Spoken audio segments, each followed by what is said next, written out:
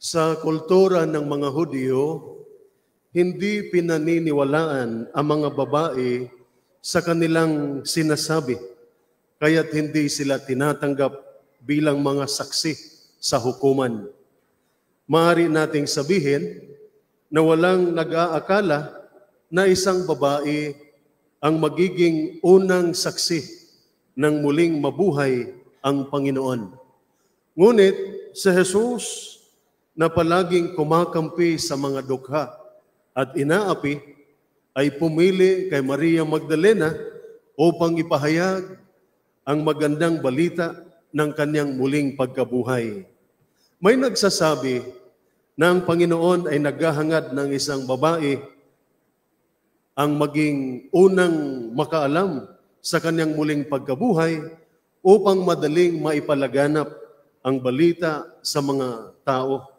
Ngunit, ipinaliwanag ng isang teologo na tulad na isang babae sa Eva, ang unang nakatikim o sumubok ng kamatayan, isang babae din, si Maria Magdalena, ang unang nakakita ng buhay. Tulad ng isang babae ang nagtala ng pagbagsak ng tao, gayon din, isang babae ang unang nakakita sa pagsikat ng kaligtasan. Dahil sa kadakilaan ng hiwaga ng muling pagkabuhay, inihayag ito ni Kristo ng pakunti-kunti. Una, nakita ang bato sa pintuan ng libingan na inalis.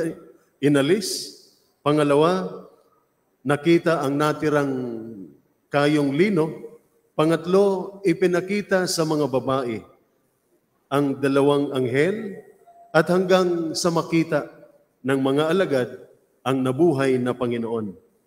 Isang bagay na tiyak, kung hindi muling nabuhay si Kristo, hindi natin maririnig ang mga apostol.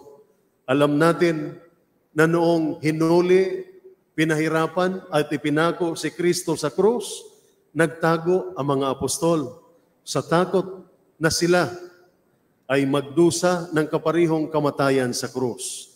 Ang hiwaga ng muling pagkabuhay ni Kristo at wala nang iba pa ang nag-udyok sa mga apostol na muling lumabas at buong tapang na mangaral tungkol kay Kristo at sa mabuting balita sa lahat ng tao.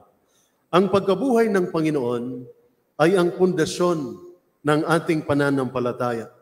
Tulad ng sinabi ni San Pablo sa kanyang sulat sa mga unang Korento, chapter 15, verses 14 to 20, kung hindi nabuhay si Kristo, walang kabuluhan ang aming pangangaral, walang kabuluhan ang inyong pananampalataya. Kung hindi nabuhay si Kristo, ang inyong pananampalataya ay huwad at nananatili kayo sa kadiliman at kasalanan. Ngunit ito ang katotohanan na buhay si Kristo mula sa mga patay, ang unang bumangon sa lahat ng natutulog. Ang pagkabuhay ni Kristo ay isa ring garantiya sa ating muling pagkabuhay. Sa libingan ni Lazaro, ayon sa Ebanghelyo ni San Juan, chapter 11, verses 25 to 26, sinabi ng Panginoon kay Marta, "Ako ang pagkabuhay at muling pagkabuhay. Ang sumasampalataya sa akin, kahit mamatay, ay mabubuhay magpakailanman." Sa dulo ng panahon, itataas tayo ni Kristo mula sa mga patay. Kahit ngayon, ang mga nananampalataya sa Kanya ay nagsimula ng makibahagi sa tunay na buhay. Ano naman ang hamon para sa atin ng muling pagkabuhay ng ating Panginoon? Ang dakilang hiwaga ng muling pagkabuhay ni Kristo ay nananawagan sa atin na mamuhay bilang Easter people, mga tao ng muling pagkabuhay. At papaano natin ito magagawa? Magagawa natin ito sa pamamagitan ng dalawang bagay. Una, mamuhay tayo ng masaya, may tiwala, at puno ng pag-asa. Ang muling pagkabuhay ni Kristo ay dapat magbigay sa atin ng lakas at inspirasyon palayo sa lahat ng mga problema, sakit at paghihirap sa mundo. Tulad ng sinabi ni Kristo sa mga babaeng papunta sa kanyang libingan, sinasabi rin niya sa atin, huwag kayong matakot.